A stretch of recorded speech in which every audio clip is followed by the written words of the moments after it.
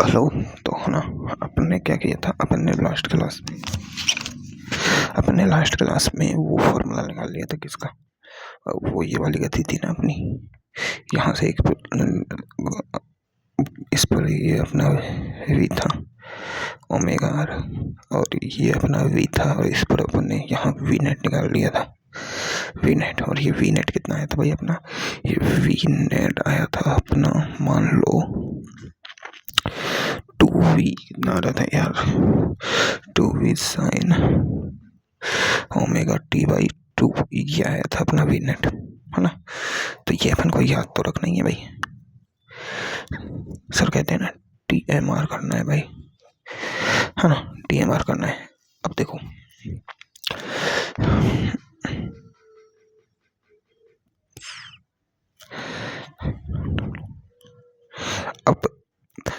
अभी ये कोई होती है अपनी रिंग, अब वो रिंग गति कर रही थी, है ना, गति।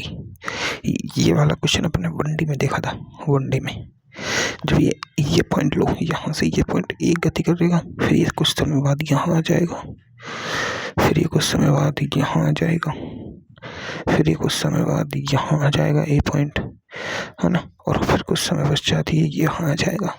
तो अब इसने इस ए पॉइंट ने यहाँ से यहाँ यहाँ यहाँ यहाँ यहाँ यहाँ तक की जो दूरी तय की है, इसका विस्थापन तो यहाँ से यहाँ हुआ है, विस्थापन तो आपको पता है, लेकिन जो इसने दूरी तय की है हवा में होके ऐसे आया है, ये जो दूरी तय की है इस दूरी को निकालते हैं अपन। तो अपन दूरी को निकालने के लिए मान लो इसने ए पॉइंट ने हल्का विस्थापन किया, ये हल्का विस्थापन किया है इसने, और अपन को पता है कि इस ए पॉइंट का किसी भी पॉइंट का वी नेट अपन ने निकाल लिया था, कितना था वी नेट था जो अपन ने निकाल लिया था, ये था। तो हल्का विस्थापन dx विस्थापन किया है इसने, ठीक है, मान लिया। तो अब अपन दूरी निकाल रहे हैं, क्या निकाल रहे हैं, दूरी, विस्थापन थोड़ी निकाल रहे हैं, दूरी निकाल। तो दूरी के लिए चाल लगाएंगे अपन, चाल बराबर होता है दूरी बटा समय, है ना। अब चाल क्या होती है, चाल होती है वेग का परिमाण, क्या होता है, वेग का परिमाण होता है चाल, है ना, बराबर दूरी बटा समय।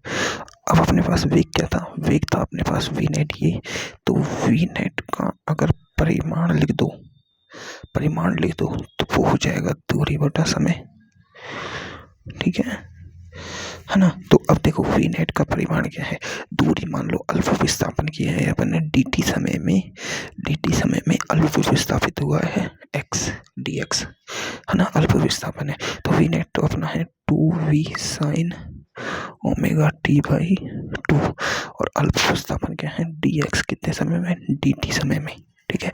इसको इधर कर दो, इसको इधर ले आओ, तो dx इक्वल टू हो जाएगा 2v sine omega T by 2। अब dt यहाँ अपना समाकलन अवकलन करना पड़ेगा अपन को। अब देखो, अब ये dx अल्प विस्थापन है, लेकिन अपन को तो पूरा विस्थापन निकालना है, ये पूरा विस्थापन निकालना है, तो समाकलन करना होगा, जोड़ने के लिए तो समाकलन करते हैं ना, इन दोनों का समाकलन। इसका विस्थापन कहाँ है, 0 से, और ये x 0 से इसका पूरा विस्थापन हो जाएगा। अब ये dx तो क्या है, 0 से पूरा विस्थापन, कितना विस्थापन पूरा विस्थापन मान लो l d दूरी मान लो, है ना, d दूरी, पूरा विस्थापन d दूरी। तो ये इसका तो अब हो जाएगी d, ये क्या है अपनी दूरी, है ना। और इसका अब देखो अपन समाकलन कर रहे हैं कहाँ से कहाँ तक, इसने 0 समय से स्टार्ट करेगी और t समय पर खत्म हो जाएगा। तो इसकी लिमिट होगी 0 से t समय तक की, कहाँ तक की, t समय तक की, यानी इतने समय में इसने पूरा विस्थापन मान लो। देखो अब ये वाला है ना, ये ए पॉइंट है, अब ये जमीन पर है फिक्स, अब ये 0 से स्टार्ट कर रहा है चलना, अब इसने इस जगह पे ऊपर आ गया बीच में बिल्कुल, फिर और चला यहाँ जाके ये उसी जगह पे आ गया। तो इसने यहाँ से यहाँ तक को तो इसको विस्थापन हो गया, लेकिन देखो एक बार ये इस जगह पे ऊपर आया तो दूरी तो देखो, ये पॉइंट की दूरी ऐसे बनी कर्व में, बनी कि नहीं बनी। तो ये वाली दूरी से चलने में इसने 2 सेकंड ली, 3 सेकंड ली, वो इसका टाइम है। और स्टार्ट कितने से किया, 0 सेकंड से अपने स्टार्ट किया है, ठीक है। अब देखो समाकलन किसके सापेक्ष हो रहा है? dt के सापेक्ष। तो dt वाले यानी समय वाले फलन का ही समाकलन होगा, बाकी सब कांस्टेंट रहेंगे। तो समय सिर्फ साइन ओमेगा टी में आ रहा है तो इसका ही समाकलन होगा, इसका नहीं होगा।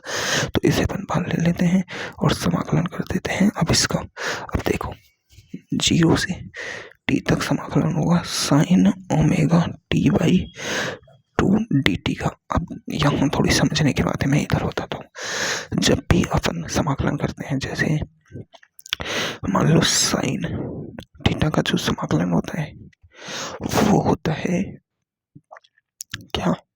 Cos theta. ठीक है, साइन थीटा का समाकलन तो अपन को पता लग गया कॉस थीटा होता है।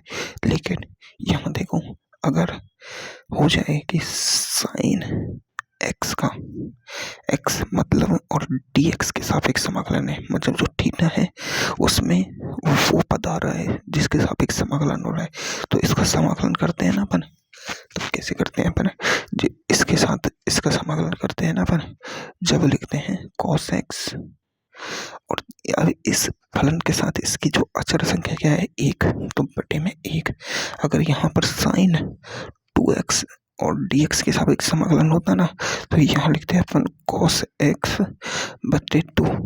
तो ऐसे अब दे रखा है अपन को साइन ओमेगा टी बाई 2 और समाकलन है dt के सापेक्ष, तो इसका समाकलन क्या होगा?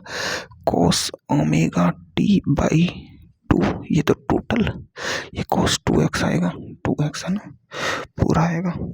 थीटा तो पूरा लिखना पड़ेगा और बटे में जो इस टी का वो क्या है? अचर राशि। अचर राशि है इसकी ओमेगा बाई 2, ये होगा इसका समाकलन। तो इसे अपन अब यहाँ लिखेंगे। ठीक है, तो ये दूरी बराबर 2v और लिमिट क्या है? cos ओमेगा टी बाई 2 बटे ओमेगा बाई 2 और लिमिट है 0 से t तक की। अब एक बार 0 लिमिट रखेंगे, एक बार t लिमिट रखनी पड़ेगी t की, एक बार 0 में तो सपोज 0 हो जाएगा तो t वाला लिख देते हैं। तो डिस्टेंस आएगा 2v cos omega T by 2 है ना, ओमेगा टी बाई 2 और बटे में आ रहा है, ये टोटल बटे में आ रहा है। अब देखो ये टोटल बटे में नीचे है तो इसको अपन मल्टीप्लाई 2 विद ओमेगा कर सकते हैं ना। 2 को ऊपर ले जाओ तो डिस्टेंस आ जाएगी 4v by omega cos omega T by 2। कितनी? cos omega T by 2। ठीक है, अरे यार एक चीज और आएगी, अभी तो cos 0 भी आएगा, cos 0 की वैल्यू भी आएगी। यहाँ मैंने गलत कर दिया थोड़ा सा, इसको दोबारा से करते हैं। यहाँ पर यहाँ समझो, इसको करते हैं यहाँ पर।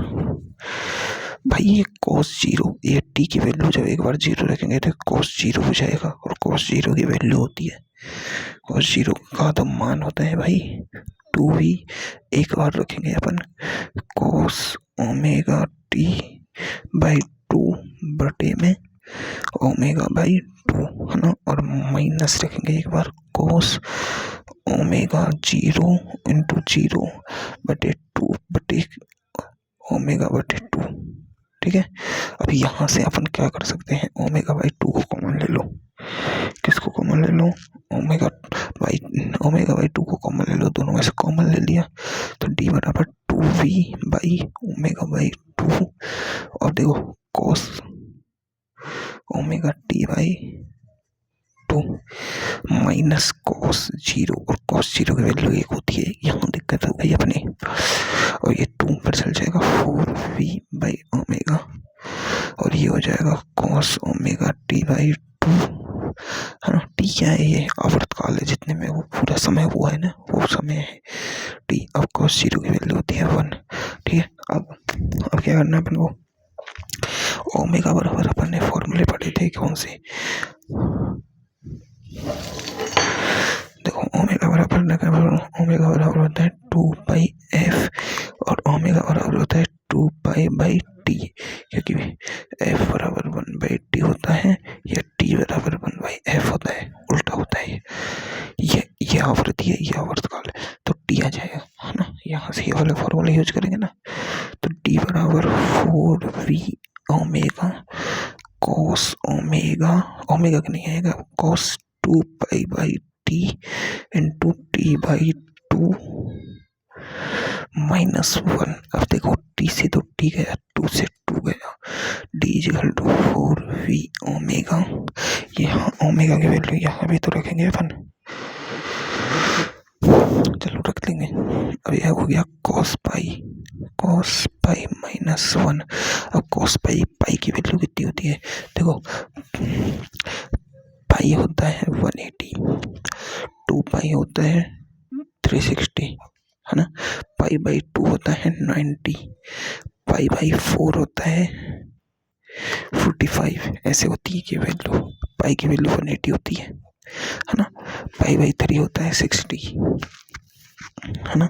तो और देखो cos पाई का मतलब हो गया cos 180 डिग्री, और cos 180 डिग्री की वैल्यू कितनी होती है भाई, cos 180 डिग्री की वैल्यू कितनी होती है, देखो cos 0 की वैल्यू होती है 1, और 0 का उल्टा क्या है 180, कितना है 180। देखो अपन मान लो ये एंगल स्टार्ट करते हैं, तो देखो ऐसे ये 90 डिग्री का एंगल हो गया, इसको देखो ये बी घटक है, ये ए घटक है ना। अब ये एंगल, अब देखो ए घटक यहाँ से स्टार्ट होगा, यहाँ से ये ए, अब इस टाइम पे 0 एंगल है ना। फिर धीरे धीरे बढ़ेगा बढ़ेगा बढ़ेगा, ए यहाँ आएगा यहाँ आएगा यहाँ आएगा, ये हो गया 90 डिग्री का, है ना। फिर ऐसे ऐसे ऐसे यहाँ भी आएगा, यहाँ हो जाएगा, फिर ये हो जाएगा 180 डिग्री का। कितने हो जाएगा, 0 डिग्री पर दोनों घटक एक दिशा में, और 180 डिग्री पर दोनों घटक विपरीत दिशा में हो जाते हैं। तो 0 डिग्री पर होता है ना cos 0 की वैल्यू होती है 1, तो 180 की वैल्यू उल्टे हो गए ना तो -1 हो जाएंगे, क्योंकि अपन ने पढ़ा है कि प्रति समानांतर सदिश होते हैं उनमें वो एक दूसरे के नेगेटिव हो जाते हैं। क्या हो जाते हैं, जैसे 2 समांतर सदिश है ना, ये ए है ये बी है, लेकिन अगर अब इसको एक को ए कर दो, एक को बी कर दो, बी को इधर कर दो और ए को इधर ही रहने दो, तो अब ये ए हो जाएगा, ए बराबर हो जाएगा -b। पहले ए बराबर बी था, क्योंकि दोनों की दिशा एक परिमाण एक, अब दोनों की दिशा एक परिमाण बराबर लेकिन दिशा अलग अलग, तो बी माइनस में चला गया। तो इस तरह ना जो cos 0 की वैल्यू तो 1 होती है, और cos 180 की वैल्यू कितनी होती है -1। ऐसे ही sin 0 की वैल्यू कितनी होती है भाई, sin 0 की वैल्यू कितनी होती है, sin 0 की वैल्यू कितनी होती है, sin 0 की वैल्यू 0 होती है, और sin 180 की वैल्यू भी -0 होती है, और -0 0 ही होता है ना। इतना समझ आ चुका है, बिल्कुल ठीक है। अब देखो यहाँ पर cos, अब देखो v क्या है, वेग, और अपन ने एक फॉर्मूला पढ़ा था कि ओमेगा बराबर होता है v/r, r क्या होती है त्रिज्या, या फिर अपन कह सकते हैं v बराबर ओमेगा r, कह सकते हैं कि नहीं कह सकते, कह सकते हैं, ठीक है। तो यहाँ पर d बराबर रख देंगे 1/4 ओमेगा r बाई ओमेगा, और कोसिस की वैल्यू -1, और ये हो जाती है -1, ये आ जाएगा ये d = 4r, और -1 -2 d = 8r, और माइनस में अब देखो दूरी की कोई डायरेक्शन नहीं होती, तो माइनस लगाओ चाहे ना लगाओ, डिस्टेंस कितनी आ गई 8r। तो ये हमने 1D में सॉल्व की थी, देख लेना, डायरेक्ट लिखा था 1D में सर ने। तो अब वो रोटेशन में समझ आया कहाँ से आया, कितना बड़ा काम था इसका।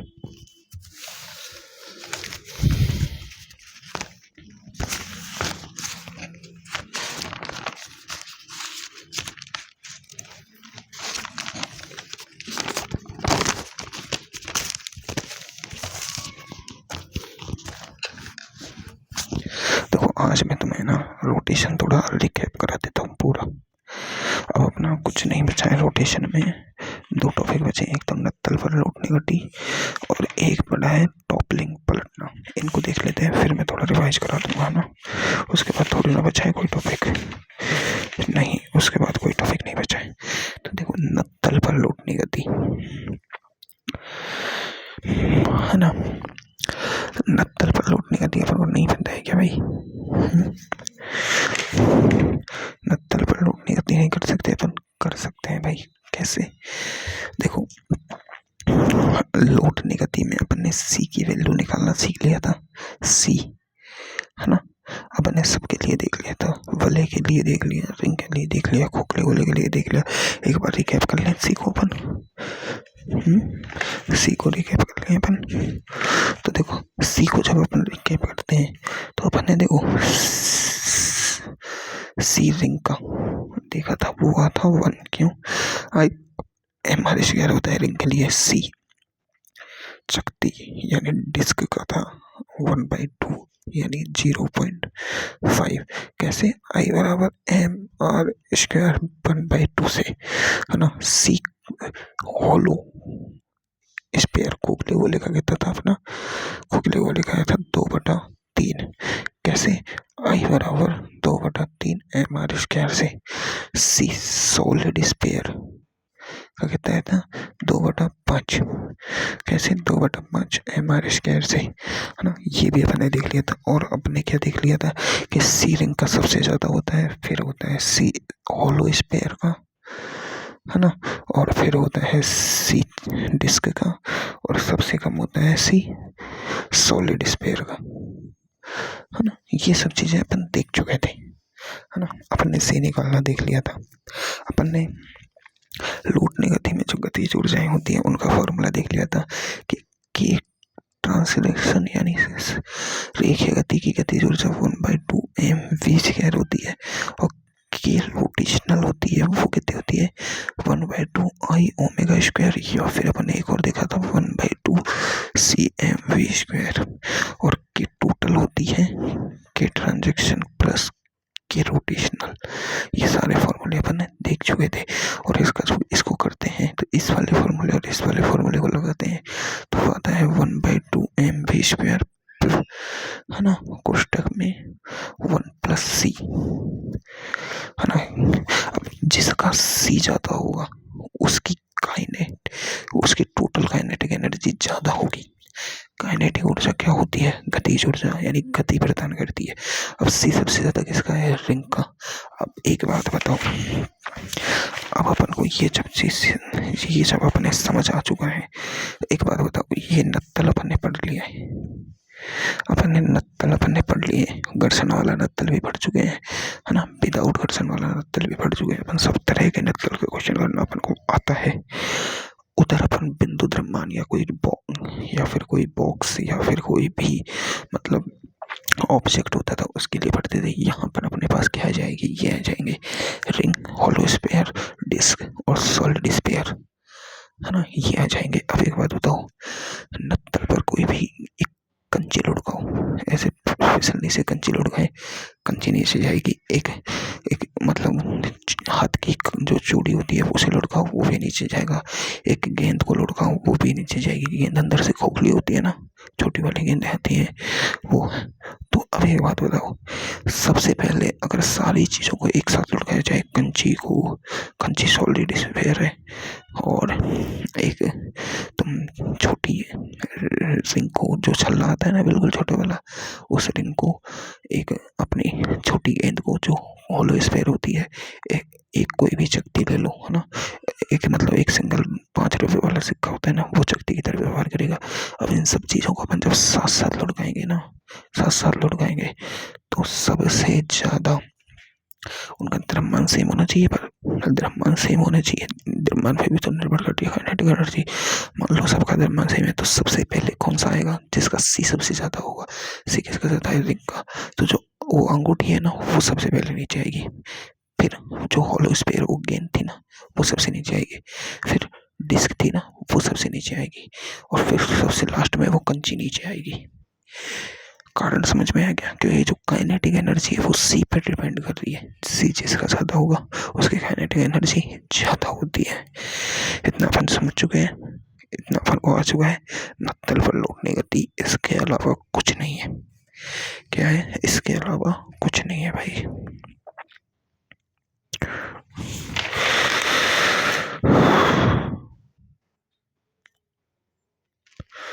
अरे यार, मैंने उल्टा पढ़ा दिया क्या? अरे यार, मैंने उल्टा पढ़ा दिया, सॉरी।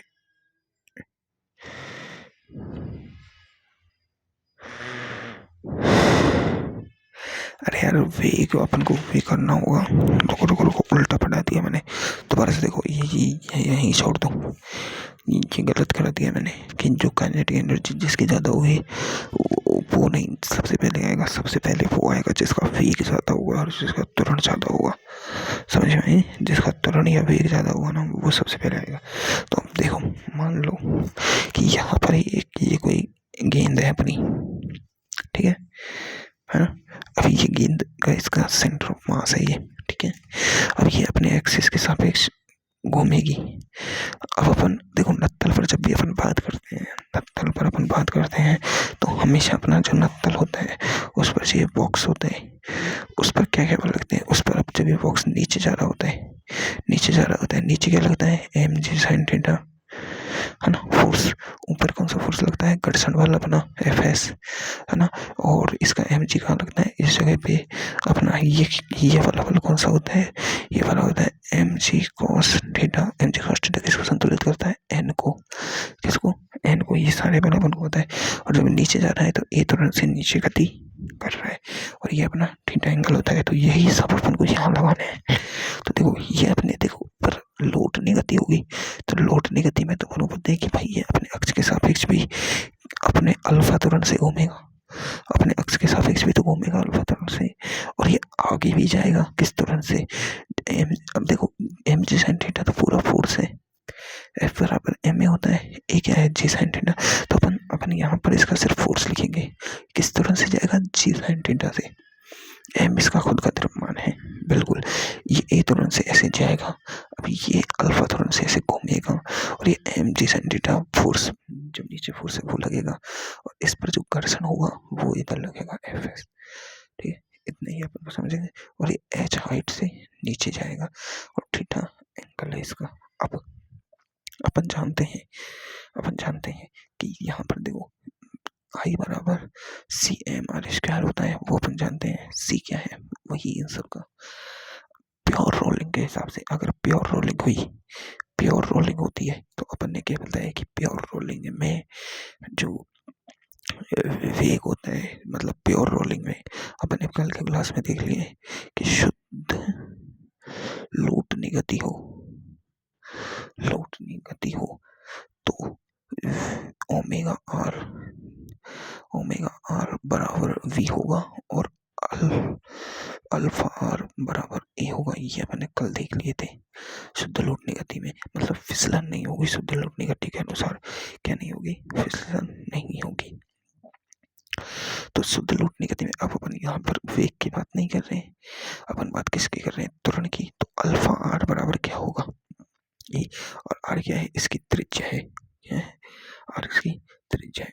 अब देखो, अगर NLM से अपन FPT बनाए, NLM से क्या होता है? NLM से होता है F net इक्वल टू क्या लगाते हैं अपन? MA, M टोटल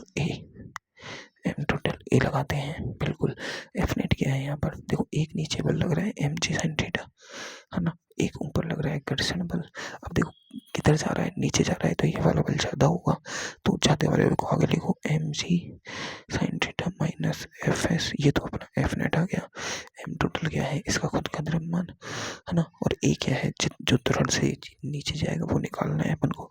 अब ये तो घर्षण बल है भाई, है ना, घर्षण बल है, अपन को पता है। अब घर्षण बल किस पर लगेगा? यहाँ ये मेन बात है कि घर्षण बल आगे लगेगा कहाँ?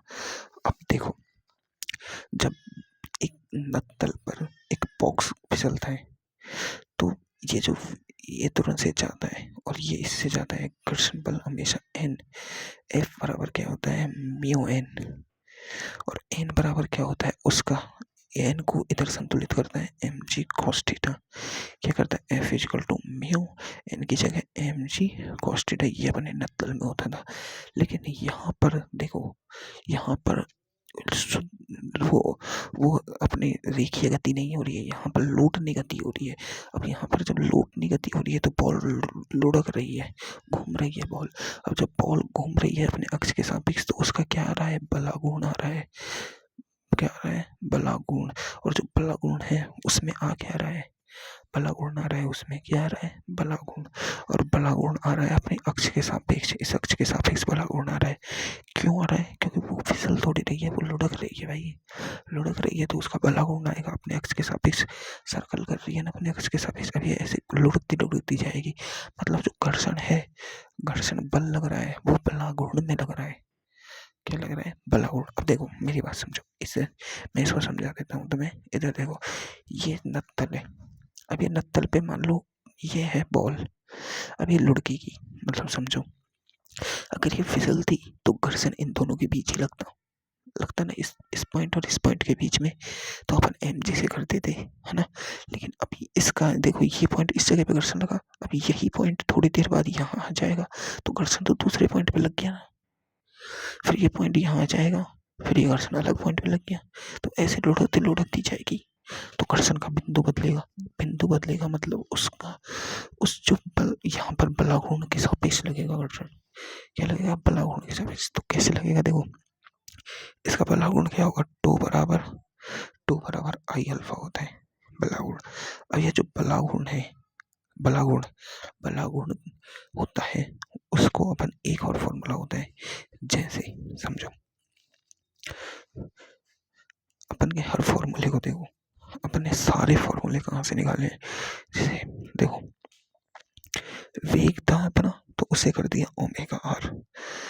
त्वरण था अपना, उसे कर दिया अल्फा आर, है ना।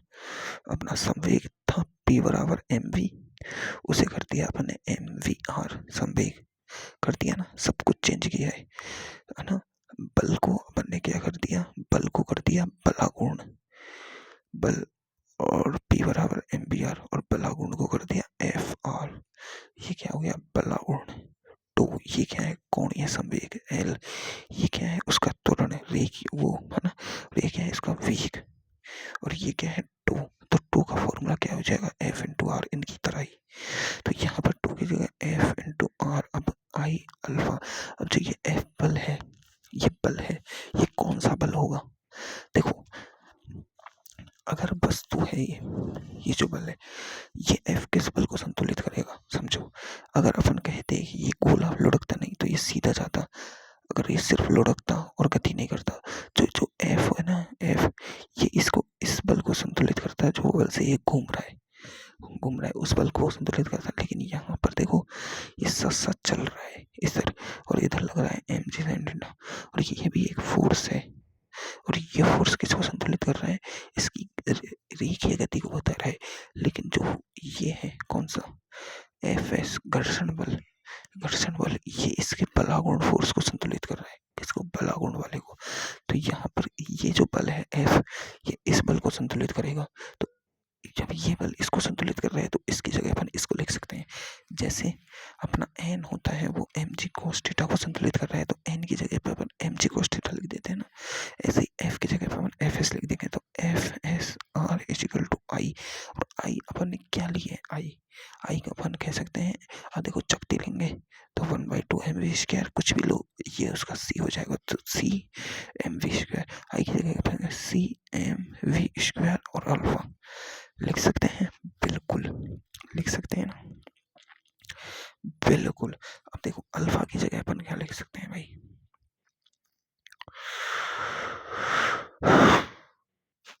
एम वी नहीं, एम आर स्क्वायर है यार, सॉरी, एम आर स्क्वायर। और अल्फा की जगह अपन क्या लिख सकते हैं भाई, अल्फा की जगह अपन क्या लिख सकते हैं, अल्फा बराबर, देखो ए बराबर क्या होता है, आर अल्फा। तो अल्फा बराबर क्या हो जाएगा, ए बाई आर।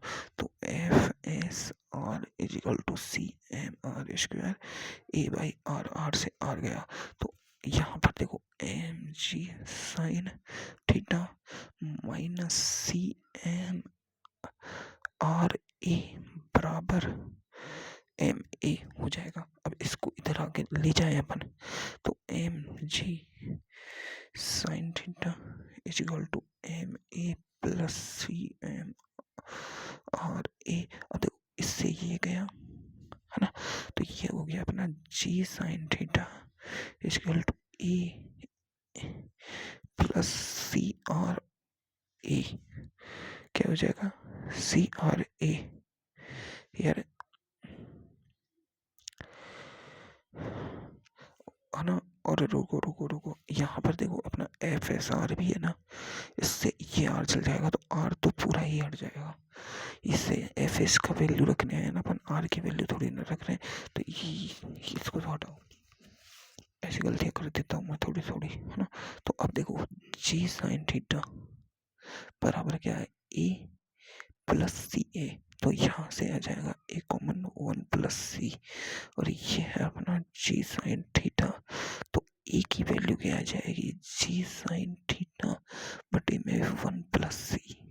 देखो कैसे आया कैसे नहीं आया तुम्हें समझ आ जाए तो ठीक, याद ये रखना है, याद ये रखना है। और नीट में आ चुका है भाई ये। और सी की वैल्यू तो अपन को पता है, सी की वैल्यू तो अपन k² करके लिख सकते हैं, या फिर कुछ भी दिया हो उससे अपन निकाल सकते हैं। जैसे वलय के लिए अपन को पता है 1/2 होती है, ठोस गोले के लिए 2/5 होती है सी की वैल्यू। तो ये भी लिख सकते हैं और ये वाली वैल्यू भी लगा सकते हैं अपन, ठीक है। ये वाली वैल्यू कब लगानी है, जब k की वैल्यू दी हो, किसकी, k की वैल्यू दी हो। जैसे k दे रखा है कि k दे रखा है 2 मीटर, r दे रखी है 1 मीटर। तो भाई फिर तो अपन को ये थोड़ी लगाएंगे, ये वाला फॉर्मूला लगाएंगे सी का, है ना। तो अब अपने पास ये आ गया, ये क्या है, त्वरण आया है किसका, ये वाला, कि इस त्वरण से ये नीचे जाएगा, किस त्वरण से, ए बराबर जी साइन थीटा 1+c। देखो यहाँ भी 1+c है, के टोटल में भी आ रहा था 1/2 mv² 1+c। 1+c बहुत काम का है, 1+c बहुत काम का है।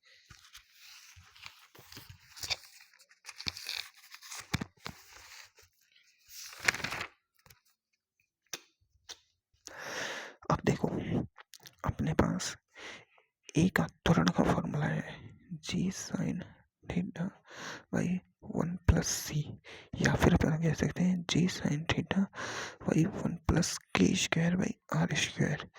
दोनों फॉर्मूले सही है। अब ये फॉर्मूला आ गया अपने पास। अब समझो c जिसका ज्यादा उसका एक कम, सी अगर सी की वैल्यू 1 हो गई तो ये वैल्यू 2 हो गई, और ये वाला जी साइन थीटा से ये तुरंत आधा हो जाएगा, क्या हो जाएगा, आधा। तो सी जिसका ज्यादा वो उसका कम, और सी ज्यादा किसका, तो सबसे ज्यादा। अब देखो सी किसका ज्यादा होता है भाई, सबसे ज्यादा रिंग का होता है। अपन ने देखा था कि सी रिंग सबसे ज्यादा, फिर सी होलो स्पेयर, फिर सी डिस्क, फिर सी किसका होता है, सॉलिड स्पेयर, है ना। तो ए सबसे ज्यादा होगा सॉलिड स्पेयर का, ए फिर होगा डिस्क का, ए फिर होगा होलो स्पेयर का, और सबसे कम ए होगा आर का। जब रिंग का सबसे कम ए है तो रिंग सबसे स्लो चलेगी, तो उसका वेग ही धीरे धीरे बढ़ेगा। ए क्या करता है, तुरंत क्या करता है, वेग बढ़ाने का काम करता है, और वेग धीरे धीरे बढ़ेगा तो उसका तुरंत भी, वो तुरंत धीरे धीरे बढ़ेगा तो उसका वेग भी कम होगा। तो अब नत्तल पर त्वरण का ये नीट में आ चुका है कि ये सॉलिड स्फीयर का ज्यादा होता है, डिस्क का ज्यादा होता है, किसका ज्यादा होता है ना। तो अब समझो, अब समझो, अब अगर अपन यहाँ से देखें, यहाँ से देखें तो अपने पास देखो ये क्या है, नक्कल है अपना, और यहाँ से ये प्रारंभिक गति करेगा। एक तो घूर्णन गति भी होगी इसमें, है ना, अल्फा त्वरण से, और ये ए त्वरण से गति करेगा। अब इसका प्रारंभिक वेग u इनिशियल कितना है, 0, ठीक है। और इस जगह पे आने के बाद इसका त्वरण तो 0 हो जाएगा, त्वरण तो 0 हो जाएगा, लेकिन वेग v मैक्सिमम हो जाएगा, है ना, हो जाएगा ना v। प्रारंभिक वेग u बराबर 0 था लेकिन v हो जाएगा। और हाइट कितनी है भाई अपने पास, h, और ये थीटा कितना है, ये। अब देखो अब अपन यहाँ पर लगाएंगे ऊर्जा प्रमेय। अब ऊर्जा प्रमेय कैसे लगाते हैं, अपन को कहीं ना कहीं सबसे पहले पोटेंशियल एनर्जी 0 माननी होगी। अब चाहे ऊपर मानो, चाहे नीचे मानो, चाहे कहीं भी मानो, देखो पोटेंशियल एनर्जी 0 क्या मानते हैं, पोटेंशियल एनर्जी 0 मानने का रीजन है कि अपन यह मानते हैं कि इसने यहाँ से इसकी स्थिति इस जगह पे 0 थी, यानी इसकी स्थिति जो इस जगह पे 0 थी। और देखो अपन मान लेते हैं, चलो कि देखो सर ने तो यहाँ माना है, अपन यहाँ पे मान सकते हैं, कहीं भी मानी जा सकती है, बस हमेशा याद रखना, ये पोटेंशियल एनर्जी अपन ने जीरो इस पॉइंट पे मान ली, तो इससे ऊपर की हाइट पे कोई भी चीज है तो एच हाइट पे है तो वो एम जी एच होगी उसकी पोटेंशियल एनर्जी। अगर नीचे एच हाइट पर है तो उसकी potential energy minus M G H होगी, जहाँ से माना है। बस ये वाली बातें याद रखना है, ये पॉइंट याद रखना है। बाकी अपन कहीं भी लगा सकते हैं। मान लो यहाँ पोटेंशियल एनर्जी अपन ने इस पॉइंट पे जीरो मान ली, तो इस जगह इसकी अब यहाँ पर इसका वेग है और पोटेंशियल एनर्जी, तो पी टू क्या है जीरो, और की टू क्या है इसकी वेग है इसके पास। अब देखो ये एक लौटने गति है, क्या है लौटने गति है। ये लौटने गति की काइनेटिक एनर्जी होती है 1/2m, और ये वी स्क्वायर, क्योंकि ये वी मैक्सिमम है इसका, और 1+c, ये वाला मत लगा देना 1/2m वी स्क्वायर है, कहीं लगा दोगे यार ये तो वही तो है, गलत हो जाएगा। अपने लौटने गति बढ़ रहे हैं तो इसका भी ये होगा।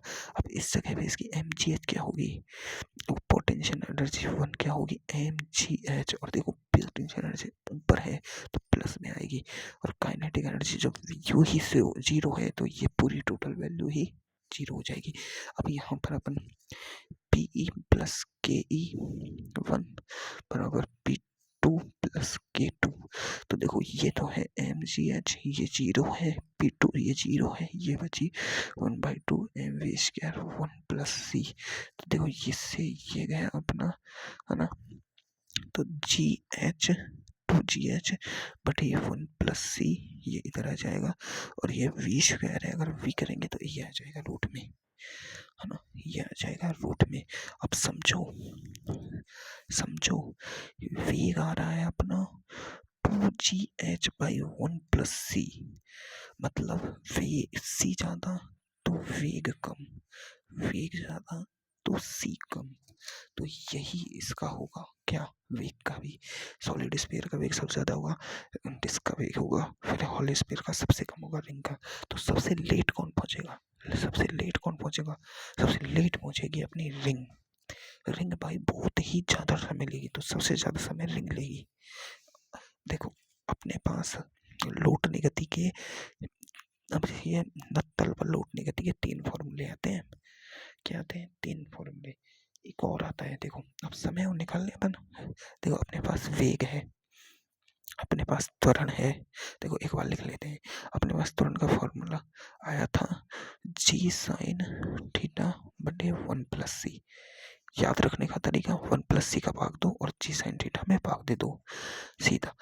वेग आया अपने पास 2gh 1+c। अब ये वेग याद करने का कैसा फॉर्मूला है, देखो स्थानांतरण गति में वेग का जो फॉर्मूला होता है वो होता है √2gh। कहाँ से आया, v बराबर u plus A T.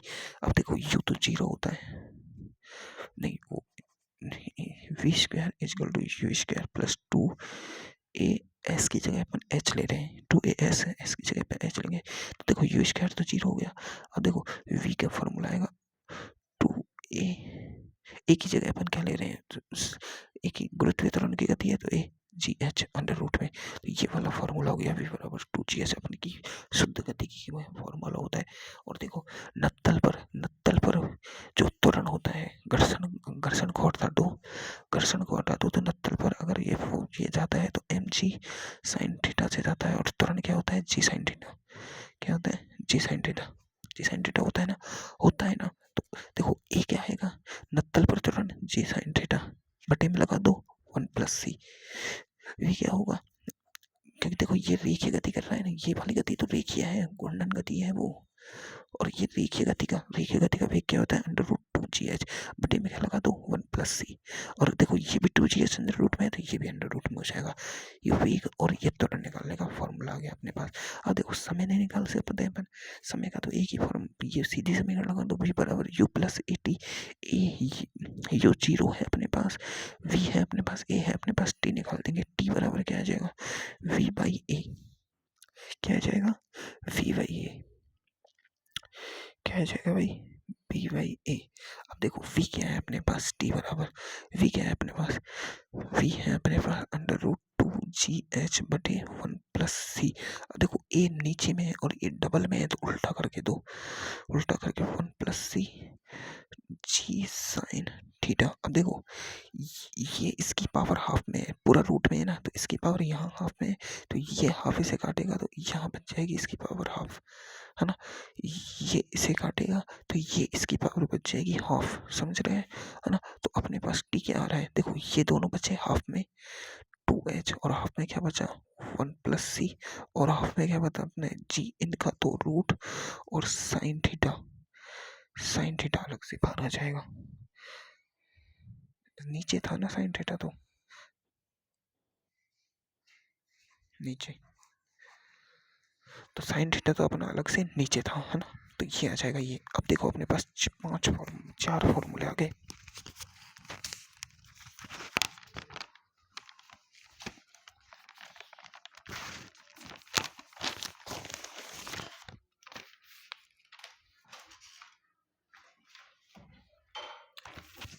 Tension मत लो, मैंने बहुत सारी बना के रख रखी है पहले से ही। तो अपने पास 5 फॉर्मूले क्या, 4 से फॉर्मूले क्या है, देखो नत्थल पर लौटने गति का, यहाँ पर लौटने गति होती है ना, तो उसका पहला ए तो आता है अपना जी साइन थीटा/1+C, वी आता है अपना √2GH/1+C और टाइम आता है अपना 1/sin थीटा और रूट में 2, है ना, 2H1+C बटे में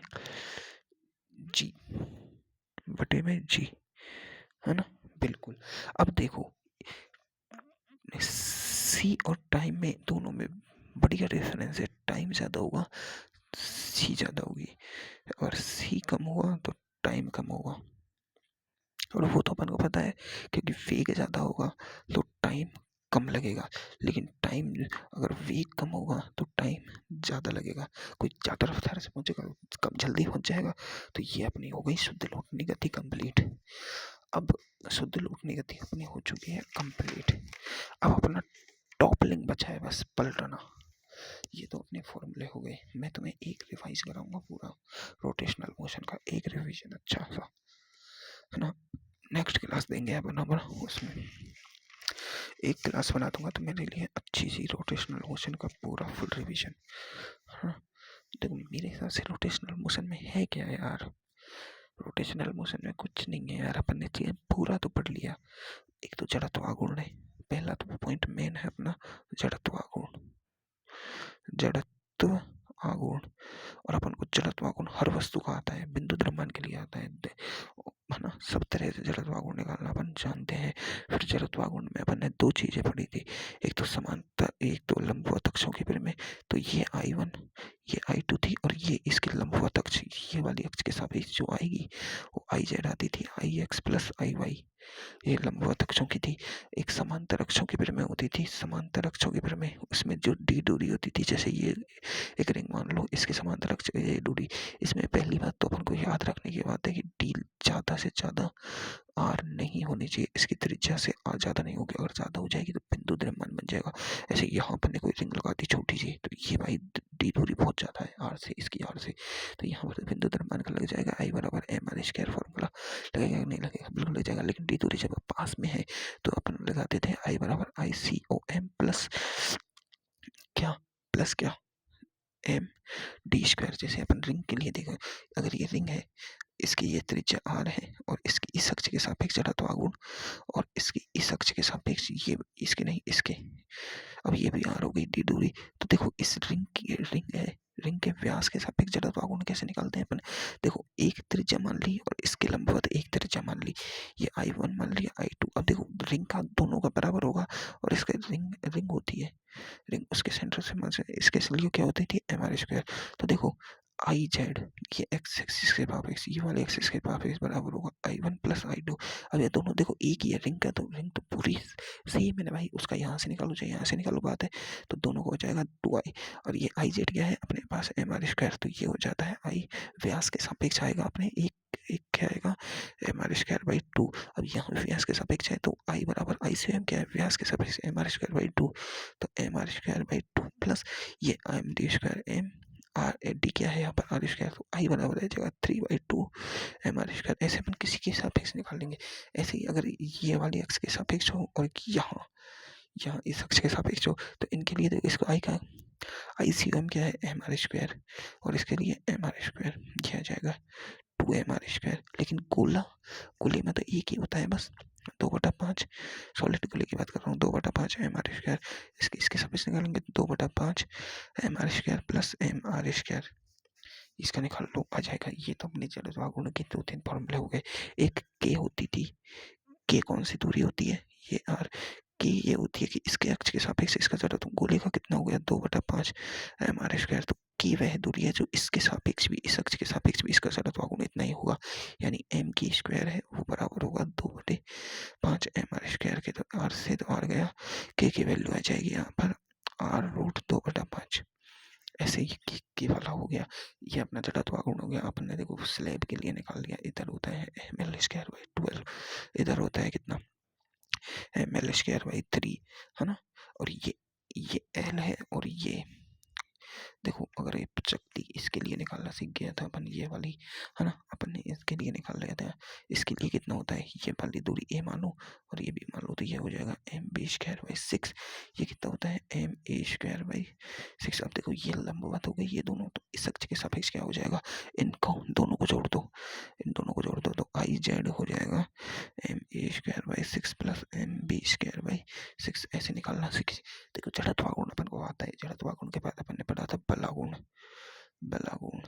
है ना, बलागुण पढ़ा। मैं इन सब का ना एक अच्छे से रिवीजन तो क्या करूँगा, रिवीजन तो तुमने कर लिया, मैं ना एक तुम्हें बढ़िया PDF दे दूंगा, उसमें से अच्छा कर लेना तुम है ना। अब देखो अपन के मेन पॉइंट की बात है टॉपलिंग।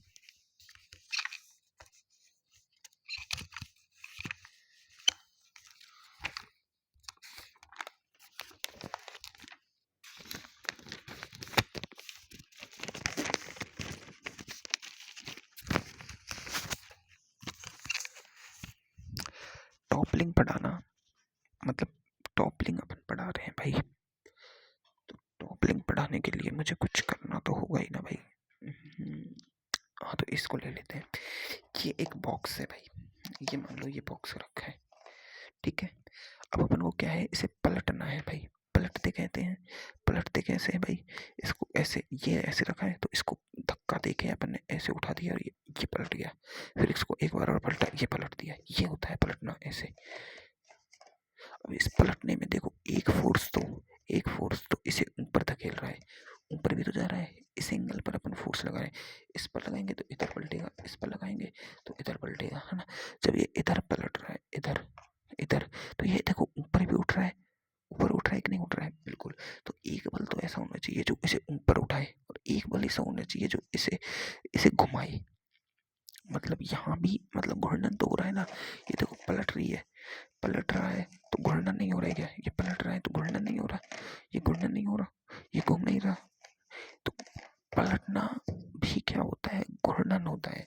क्या होता है, घूर्णन। तो अब अपन समझो, तो क्या होता है कि ये एक बॉक्स है, मान लो ये कोई बॉक्स है। अब इसे अपन पलटेंगे, क्या करेंगे, पलटेंगे और ये सतह है और यहाँ पर क्या लगेगा, घर्षण।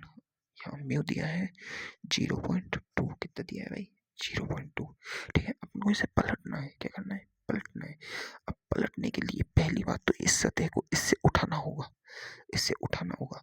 तो एन कहाँ लगेगा, लंबवत सतह पर। अब ये समझो, अभी तो ये बॉक्स ऐसे रखा है, अब इसे उठाते हैं अपन, उठाते हैं तो सबसे पहले तो देखो अब एन कहाँ लग रहा है इसका, इस वस्तु का एन कहाँ लग रहा है, इस वस्तु का एन इस तरह लग रहा है, सेंटर पर ऊपर लग रहा है ना।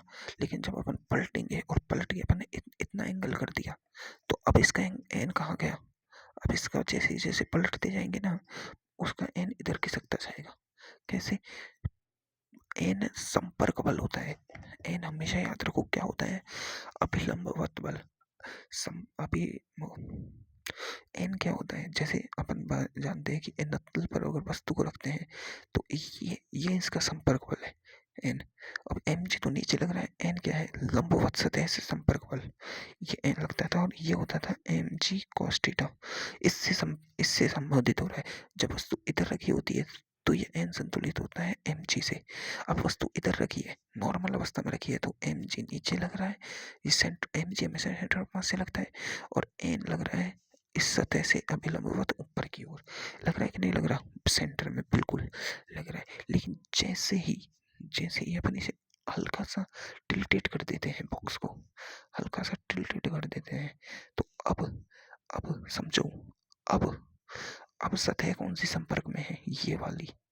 अब सतह संपर्क में ये है, तो इस सतह से अभिलंबवत एन, इस सतह से अभिलंबवत एन, ये हो गया मतलब एन खिसक गया यहाँ से यहाँ तक, एन यहाँ से यहाँ तक खिसक गया। एक बल किसका है, क्या हुआ है, बल किसका है।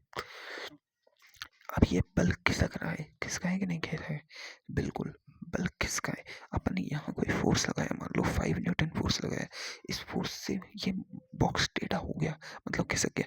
तो अब एक बात बताओ, जब कोई बल अपनी स्थिति से खिसक रहा है तो ये किधर फोर्स लगाएगा, एन, एन इसे इधर घुमाएगा। अब एफ अपना फोर्स इसे इधर घुमा रहा है तो एन इसे इधर घुमाएगा, रोकेगा। घूमने से रोकने के लिए तो काम करेगा एन, एन है जो अभिलंब प्रतिक्रिया बल है, ये क्या करेगा, इसे घूमने से रोकेगा। इसे घूमने से कौन रोकेगा, अभिलंब प्रतिक्रिया बल क्या करेगा, इसे घूमने से रोकेगा। भाई क्या करेगा, घूमने से रोकेगा, है ना। अब समझो कि यह कब चलेगा।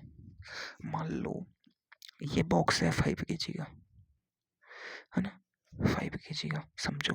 अब अब अपन इस पर 5 न्यूटन लगाते हैं तो घर्षण कितना आ रहा है, एन इजिकल टू आएगा एम जी, एम कितना हो गया 5 kg का, N equal to M G, और घर्षण बोल एफ इजिकल टू आ जाएगा म्यू एम जी। म्यू कितना है 0.2 और एम कितना है 5 और ये कितना है 10, 5 दूनी 10, एफ आ रहा है अपना 5 दूनी का 10 यानी 0.1 और ये 10 न्यूटन।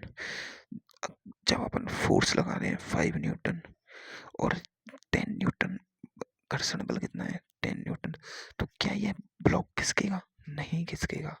क्यों खिसकेगा, तो नहीं खिसकेगा कब, जब फोर्स घर्षण बल के से ज्यादा हो, तभी तो घर्षण बल से।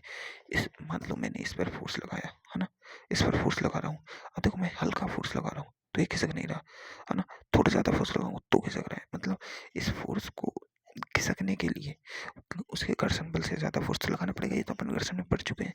अब समझो, अब जब इस फोर्स के कारण ये खिसक नहीं रहा तो ये पलटेगा। जब खिसकता नहीं है तो पलटते हैं। जब क्या होता है, जब ब्लॉक खिसकता नहीं है ना तो ये पलटेगा, क्या होगा, पलटेगा। और पलटेगा तो इसका क्या होगा, एन शिफ्ट होगा। क्या होगा, एन शिफ्ट होगा। क्या होगा भाई, एन शिफ्ट होगा। ठीक है, तो मान लो ये इसकी टोटल लेंथ है 4 मीटर की। अब इस जगह पे पहले एन यहाँ था, एन मतलब सेंटर पर, तो अगर एन अब खिसक के सेंटर से यहाँ आ गया तो एन ने कितनी दूरी तय की, 2 मीटर। कितनी दूरी तय करी, 2 मीटर। ये क्या है, एक्स डिस्टेंस इसने एन ने दी की, और ये भी 4 मीटर का बॉक्स है, और इसका घर्षण गुणांक अपन को म्यू बराबर इतना दिया है। अब ये इसका सी ओ एम है, C O M centre of mass है, 5 kg का तो बॉक्स है। अब देखो घूमेगा, अब घूम कैसे रहा है, देखो ऐसे घूम रहा है, ऐसे घूम रहा है, मतलब अपने अक्ष के सापेक्ष घूम रहा है, अपने से COM के सापेक्ष घूम रहा है, अपने COM के सापेक्ष घूम रहा है। तो ये तो हो गया इसका घूर्णन बल। क्या हो गया, घूर्णन। और घर्षण बल कहाँ लगेगा, पीछे को लगेगा FS, और अपन F बल लगा रहे हैं इधर 5 न्यूटन का।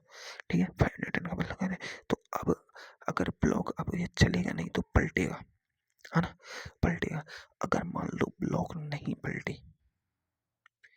है ना, ब्लॉक नहीं पलटे, है ना, अगर ब्लॉक नहीं पलटेगा तो ये घूमेगा भी नहीं। मान लो अपने कुछ फोर्स लगाया, है ना, तो ये एन इतना सही शिफ्ट हुआ और फिर उल्टा छूट गया, इतना हुआ गिर गया, इतना हुआ, लेकिन मतलब पलटा नहीं, पलटा नहीं, पलटा नहीं। यानी अगर ना पलटे, ब्लॉक ना पलटेगा तो घूमेगा नहीं, तो टू नेट क्या आ जाएगा, 0। अगर ब्लॉक पलटा नहीं तो टू नेट 0 आ जाएगा। अब समझो, टू नेट 0 आएगा, तो अब लगाओ, देखो ये एफ इसे घुमाएगा किधर, इधर, इधर, इसकी डायरेक्शन कहाँ होगी, अंदर, है ना, तो बल क्या है, टू नेट पहला वाला गुण ये वाला लगाएगा घुमाने के लिए, F इंटू आर लंबवत। अब इस सेंटर ऑफ मास से इसकी आर लंबवत, देखो सेंटर ऑफ मास से फोर्स की डायरेक्शन ये है, सेंटर ऑफ मास से आर लंबवत, ये वाली आर लंबवत होगी कितनी, 2 मीटर, क्योंकि ये पूरा 4 का है तो ये से ये 2 मीटर हो गई। तो एफ लंबवत कितना है, 5 इंटू 2, है ना, प्लस अगला क्या है, एफ एस, इसका आर लंबवत यहाँ होगा ये, तो एफ एस इंटू आर लंबवत कितना है इसका, इसका भी कितना है। अब एफ एस कितना आ रहा है अपना 10, अब एफ एस यहाँ 10 लगेगा क्या, एफ एस 10 लगेगा नहीं, जितना बल लगाएंगे उतना ही घर्षण बल होगा, घर्षण बल की ये तो सीमांत घर्षण है भाई, ये तो सीमांत घर्षण है, जितना बल लगाएंगे उतना ही लगेगा, तो 5 इंटू 2, है ना, प्लस में अब यहाँ पर अगला बल, अब अगला बल कौन सा होगा, ये जो एन है, एन ये भी तो शिफ्ट हुआ, मान लो ये एन है जो, अब देखो यहाँ शिफ्ट हो गया तो ये पलट जाएगा, यहाँ तक शिफ्ट हो गया तो पलट जाएगा, मान लो एन यहाँ शिफ्ट हुआ, है ना, तो यहाँ से ये कितना शिफ्ट हुआ, एक्स दूरी शिफ्ट हो गया, मान लो एक्स दूरी, है ना, एक्स दूरी यहाँ शिफ्ट हो गया, और आर लंबवत तो अभी भी कितनी है, 2, इस बल सारे बलों की आर लंबवत दूरी 2 है, तो एन और आर लंबवत, है ना, क्या है, एन इंटू आर लंबवत। अब देखो एन इंटू आर लंबवत, एन क्या है, 5 kg का बॉक्स है, तो एन नीचे क्या लग रही है, एम जी, तो एन बराबर होता है एम जी, एम जी कितना है, 5 इंटू 10 50 न्यूटन, प्लस 5 50 न्यूटन। अब आर लंबवत, मान लो ये वाली यहाँ आया, तो ये जो दूरी है इससे ये कितनी दूरी है, मान लो एक्स दूरी विस्थापित हो रहा है, कितना हो रहा है, एक्स दूरी विस्थापित हो रहा है ना, एक्स दूरी विस्थापित हुआ है ना, तो मान लो ये एक्स दूरी विस्थापित हुआ और टू नेट कितना आ रहा है, 0, तो देखो 5 दूनी 10 प्लस 10, है ना। अब देखो एल बल, ये बल इसे इधर घुमा रहा है, ये बल इसे इधर घुमा रहा है, लेकिन एन इधर घुमाएगा, रोकने का काम करेगा ना, उल्टा घुमा रहा है, एन बल की डायरेक्शन इधर, इसकी डायरेक्शन इधर, इसकी डायरेक्शन इधर, सबका अंदर है, देखो इसका अंदर है, इसका अंदर है, इसका बाहर है, तो इसको माइनस में लो, है ना, इसको माइनस में लो, तो 10 दूनी का 20 माइनस 50x, तो 20 माइनस 50x ये कितना आ जाएगा, बराबर 0, तो 50x बराबर 20, x बराबर 20/50, मतलब x की वैल्यू कितनी होती है, 2/5। अगर x यहाँ से n 2/5 यानी लगभग 0.4 मीटर तक विस्थापित हो तो ये नहीं पलटेगा।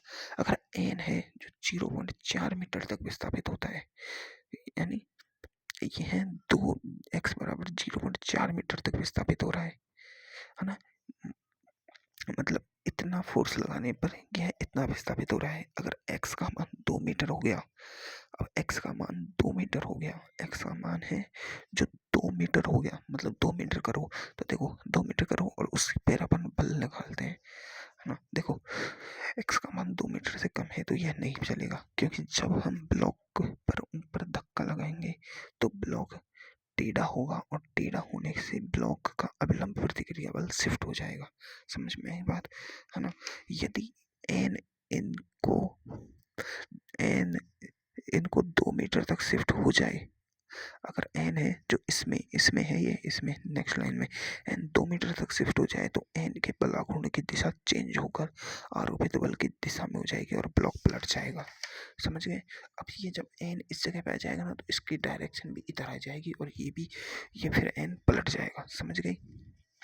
अब देखो अब सर ने नेक्स्ट क्वेश्चन में क्या कर दिया है, नेक्स्ट क्वेश्चन में फोर्स को बढ़ा दिया है, फोर्स कर दिया है 50 न्यूटन।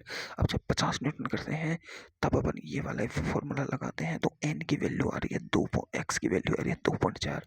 अब आरोपित बल अभिलंब प्रतिक्रिया बल यानी घर्षण बल से बहुत ज्यादा है, तो घर्षण बल कितना लगेगा, 10 लगेगा अब यहाँ पर, है ना। तो ब्लॉक अब यहाँ पलट जाएगा। समझ में ये बात, ब्लॉक यहाँ पर पलट जाएगा। ठीक है। अकॉर्डिंग टू डाटा एक्स की वैल्यू 2 मीटर हो सकता है, पर यहाँ पर 2.4 आया है तो पॉसिबल नहीं है, तो ब्लॉक पलटेगा। तो क्या है, ब्लॉक पलटेगा, है ना।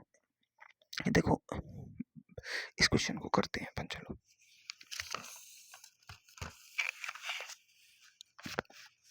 अब देखो इस क्वेश्चन को देखो, इसमें क्या बोला है कि ये ब्लॉक है, ठीक है, ये इसका COM है, ये वही 5 kg का ब्लॉक है, म्यू की वैल्यू 0.2 है है ना। और इस पर अपन ने फोर्स लगा दिया है 50 न्यूटन का फोर्स लगा दिया है ना। और अब इसका एन है, पहले यहाँ था, अब ये एन शिफ्ट होगा, है ना। तो अभी 5 न्यूटन का फोर्स लगा दिया, एन शिफ्ट होगा अब, ठीक है। अब कितना शिफ्ट होगा वो अपन देख लेते हैं भाई। और ये अब इसके सापेक्ष घूमेगा। अब मान लो अब इसका, अब देखो घर्षण बल, अधिकतम घर्षण बल कितना लगेगा, F S equal to mu M G. Mu कितना है 0.2 इंटू एम कितना है 5 इंटू ये कितना है 10, तो ये आ रहा है एफ एस इजकल टू 10। अब देखो एफ एस से ये बल बहुत ज़्यादा है, तो अब यहाँ सीमांत घर्षण लगेगा, तो एफ एस लगेगा। अब मान लो यह ब्लॉक नहीं पलट रहा है, समझो, मान लो कि ये ब्लॉक नहीं पलट रहा है। अब नहीं पलट रहा है तो अब इसका ये जो बलागुण है आया है, जो पूरा घूमेगा, वो घूमा नहीं तो टोनेट क्या हो जाएगा, 0, मतलब सामने में रुक गया, ये रुक गया, घूमा नहीं, है ना, रुक गया। तो अब मान लो टोनेट बराबर 0 लगा रहे हैं, तो अपन सबका टोनेट, अब देखो इस एक्सिस ऑफ रोटेशन के सापेक्ष ये वाला बल, देखो ये वाला बल की डायरेक्शन की तरह इधर, तो ये कहाँ है अंदर में, तो ये वाला क्या है 50 न्यूटन। और दूरी कितनी है इसकी, लंब प्रतिक्रिया बल, ये दूरी कितनी है 2, तो 2 मीटर, है ना। और डायरेक्शन किधर है अंदर की ओर, है ना। और फिर देखो इस वाले बल की डायरेक्शन, देखो इस वाले बल की डायरेक्शन ऊपर है, अंदर से जा रही है ऊपर, ऊपर जा रही है, अंगूठा नीचे आ रहा है, तो इसकी डायरेक्शन एफ एस कितना लगेगा, अब यहाँ एफ एस टोटल लगेगा, क्योंकि अभी इसका मान ज्यादा है, तो 10 एंड 2, अभी ये कितनी दूरी पर है 2 मीटर पर, तो 2 मीटर, है ना। और इसकी डायरेक्शन भी अंदर। अब देखो अभिलंब प्रतिक्रिया अब घूम नहीं रहा है, मान लो एन यहाँ विस्थापित हुआ है एन, अब ये एन क्या करेगा, इसे रोकेगा, इधर घुमाएगा, रोकने वाला बल यही है ना। तो ये एन इधर घूम रहा है, इधर घूम रहा है, तो अंगूठा ऊपर की ओर, डायरेक्शन ऊपर की ओर, तो इसकी डायरेक्शन ऊपर की ओर है, तो माइनस लगा दो, है ना, माइनस लगा के लिखेंगे। अब इनकी डायरेक्शन को नहीं लिख रहा हूँ मैं, माइनस, अब एन कितना लगेगा, एन तो वही लगेगा 50, क्योंकि एन बराबर एम जी होगा, एम कितना है 5 इंटू 10, तो एन इजिकल टू 50 ही लगेगा। तो 50, अब कितना विस्थापित हो रहा है, एक्स विस्थापित हो रहा है, बराबर टू नेट बराबर क्या है 0, ये कितना हो जाएगा 100 प्लस 20 माइनस कितना हो जाएगा ये 50x, तो ये देखो 120, तो x बराबर 120 बटे 50, ये आ जाएगा अपना 2.5। अब देखो x की वैल्यू 2.5 हो सकती है क्या, नहीं, ये तो 2 मीटर है लास्ट, यानी अब n आ गया 2 मीटर, इस पॉइंट पर आ गया, मतलब n जब इस पॉइंट पर आ जाता है तो ब्लॉक पलटता है, तो मतलब ये टू नेट बराबर 0 नहीं होगा, टू नेट बराबर 0 नहीं होगा, ब्लॉक पलटेगा और x की वैल्यू 2 होगी, 2.5 नहीं होगी, क्योंकि 2.5 तो पॉसिबल ही नहीं है भाई। अब देखो नेक्स्ट क्वेश्चन सर ने क्या बोला है कि सर ने बोला है कि ये नेक्स्ट क्वेश्चन इस तरह का है ना। इस पर ये बोला है कि म्यू की वैल्यू दी है यहाँ पर 0.4 एम दिया है इस ब्लॉक का 10 kg, और बोला है कि ये इसकी भुजा है जो 6 मीटर की है ना। ये इसका COM है, ये भुजा है जो 2 मीटर की है ना, 2 मीटर की, और इसने 1 मीटर नीचे 1 मीटर नीचे यहाँ पर फोर्स लगा दिया है इसने, F equal to 20 newton force लगा दिया है, 20 न्यूटन फोर्स लगा दिया है। अब देखो मान लो n तो इसका भी ऊपर लगेगा, n इक्वल टू क्या होगा बी एम जी, m कितना हो गया इसका m कितना है 10 इंटू 10, तो n आ जाएगा 100 न्यूटन। अब एफ एस कितना लगेगा यहाँ पर घर्षण बल, एफ एस कितना लगेगा, एफ एस लगेगा म्यू एन, तो म्यू की वैल्यू कितनी है 0.4 इंटू 100, तो कितना आ गया 40 आ जाएगा। अब देखो 20 न्यूटन 40 से कम है, तो अब घर्षण कितना लगेगा यहाँ पर 20 न्यूटन ही लगेगा, कितना लगेगा भाई, तो 20 न्यूटन नहीं लगेगा तो ब्लॉक चलेगा तो नहीं भाई, ये तो अपन को पता लग गया कि ब्लॉक नहीं चलेगा, मतलब पलटेगा कुछ नहीं। तो अब अपन को x की वैल्यू निकालनी है कि ये x कितना विस्थापित हो रहा है, ये n यहाँ से यहाँ विस्थापित हुआ, ये n कितना विस्थापित हुआ। अब देखो ये बल है जो इस COM से 1 मीटर नीचे लगा है, तो देखो ये 1 हो गया पूरा, और ये यहाँ देखो सेंटर ऑफ मास 6 से 3 पर आया, तो ये 2 मीटर बचा, ये 2 मीटर बचा है ना, 2 मीटर बचा कि नहीं बचा 2 मीटर। तो अब टू नेट बराबर 0 करेंगे अपन, तो वही चेक करने के लिए टू नेट बराबर 0, तो ये वाला बल देखो इधर, ये वाला बल इधर, और ये n इधर, तो ऊपर n हमेशा उल्टी डायरेक्शन में लग रहा है, तो F इंटू आर लंबवत plus F S into R लंबवत, है ना, प्लस n x बराबर 0। अब F कितना है 20, मीटर, याद रखना 2 क्यों लिया है मैंने, है ना। प्लस एफ एस कितना है भाई अपना, एफ एस भी इतना ही लगेगा 20, कितना 20 क्यों, क्योंकि ये एफ का पूरे का तो मान 44 आया भाई, जाता है। और आल लंबवत इसके लिए 3 लेंगे क्योंकि ये पॉइंट पर लग रहा है, ये 3 मीटर दूरी पर लग रहा है ना। और ये एन कितना हो गया अपना, एन एन कितना है अपना 40, एन 100 है भाई 100, और ये एक्स में और नेगेटिव में आएगा। तो देखो 20 इंटू 2 40 प्लस 60 कितना हो गया 100 बराबर माइनस 100 एक्स, एक्स बराबर आ जाएगा 1 मीटर। मतलब ये होना तो 2 मीटर पर चाहिए, 2 मीटर पर होता तो डाटा के हिसाब से तो एक्स की वैल्यू 1 मीटर अधिकतम हो सकती है, और आया भी 1 मीटर है, तो यह नहीं पलटेगा भाई, क्या है, नहीं पलटेगा। कि एन से वैल्यू ज़्यादा होनी चाहिए भाई, एन से वैल्यू ज़्यादा हो जाएगी तभी तो पलटेगा, क्या होगा, तभी तो पलटेगा, है ना। तो ये अपना हो गया अब आज का टॉप लिंक कंप्लीट। अब इसके क्वेश्चंस बचे हैं, देखो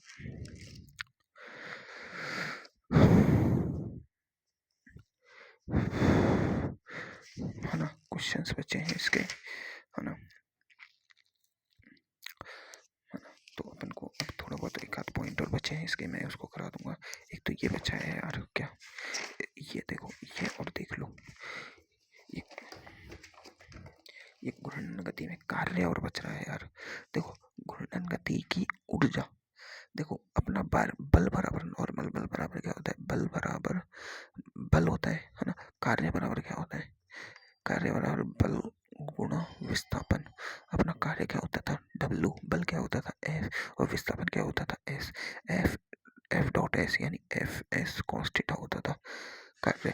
तो अब देखो, अब देखो अपने पास F की जगह क्या आता है 2, और S की जगह थीटा, 2 थीटा, और इसकी जगह cos थीटा, या फिर अपन लिख सकते हैं 2 वेक्टर डॉट थीटा वेक्टर का अदिश गुणनफल।